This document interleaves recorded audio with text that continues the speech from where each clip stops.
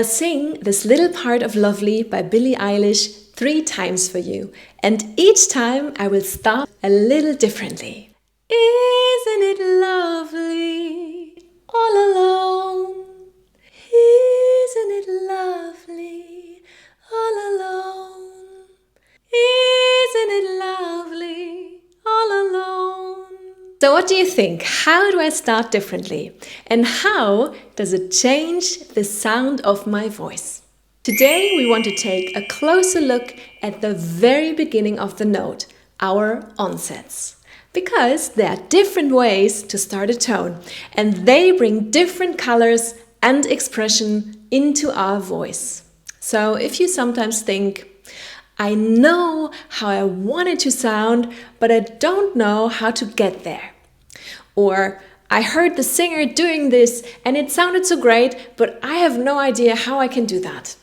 Or if you just want to learn more about vocal technique and vocal control, then this video is for you.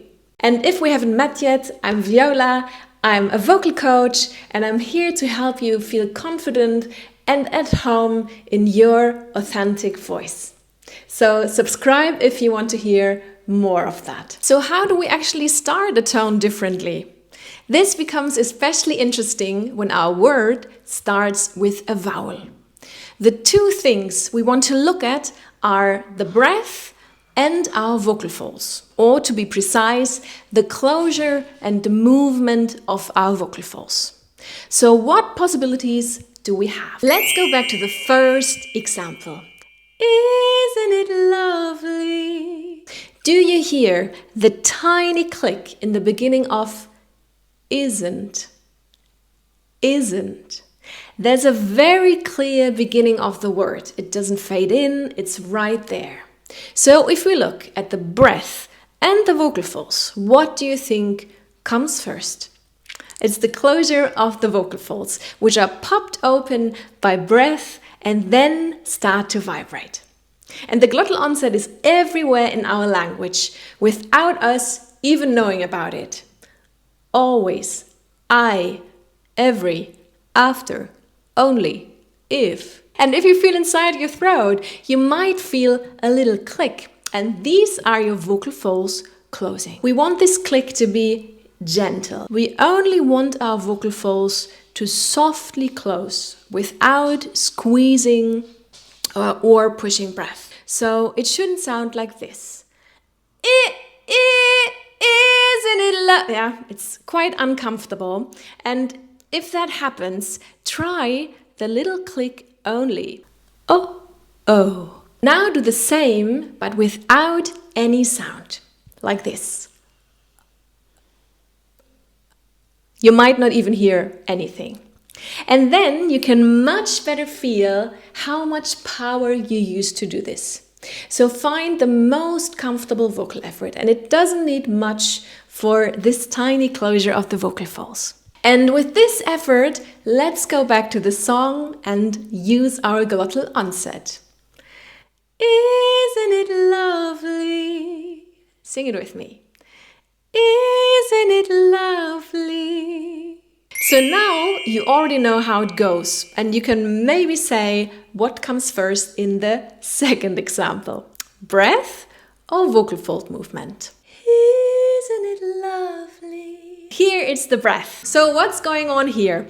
Breath comes first, and then the vocal folds close and start to vibrate. And also that we do a lot when we speak. For example, in hi, hey, how, ooh. But here we have 2 different types. The first one is an aspirate abrupt onset. That means the breath starts and then the vocal folds close abruptly. He. The other option is an aspirate gradual onset. That means the breath starts and the vocal folds close gradually, like this.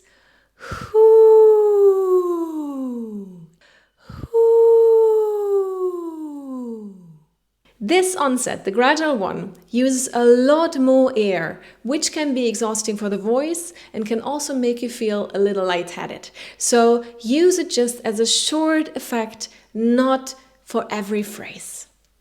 Let's try both on our song. First, the aspirate abrupt. Isn't it lovely? Isn't it lovely? And then the aspirate gradual. Isn't it lovely? Isn't it lovely?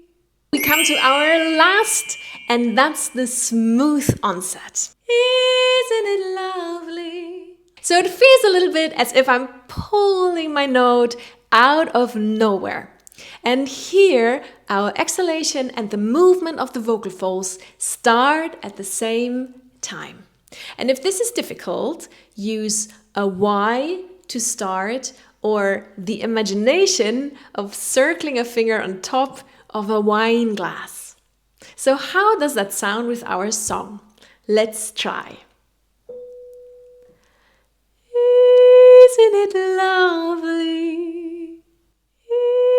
Isn't it lovely? And these are our onsets. And I would like to try all of them again. The glottal one. Isn't it lovely? The aspirate abrupt. Isn't it lovely? The aspirate gradual. Isn't it lovely? And the smooth one.